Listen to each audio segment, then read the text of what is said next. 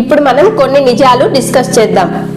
ప్రతి ఒక్కరి పాస్ట్ లైఫ్లో ఖచ్చితంగా సాడ్ ఇన్సిడెంట్స్ అనేవి జరిగే ఉంటాయి. ఎవరితో ఒకరితో గొడవ పడ్డము ఏదో ఒకటి కన్ఫామ్ జరిగే ఉంటుంది. అవునా కాదా? ఒక్కసారి మిమ్మల్ని మీరు క్వశ్చన్ చేసుకోండి. ఆ ఇన్సిడెంట్ వల్ల మీరు ఆ ఎమోషన్ని ఏదైతే క్యారీ చేస్తున్నారో, నెగిటివ్ ఎమోషన్ని ఇప్పటికీ క్యారీ చేస్తూనే ఉన్నారు. అవునా కాదా?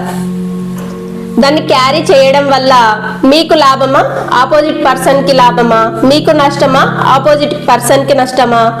ఒక్కసారి ఒక్క నిమిషం ప్రశాంతంగా కూర్చొని ఆలోచించండి.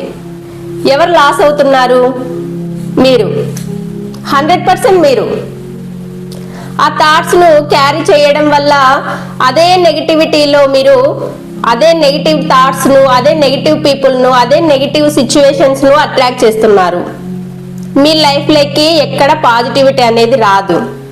మీ లైఫ్లో ఎక్కడ గ్రోత్ అనేది ఉండదు. ఎందువల్ల?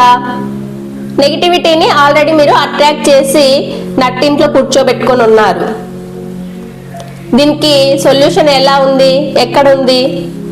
మీ దగ్గరే ఉంది. ఇక్కడ మీ థాట్స్ అనేవి చేంజ్ అయినప్పుడే మీ లైఫ్ కూడా చేంజ్ అవుతుంది.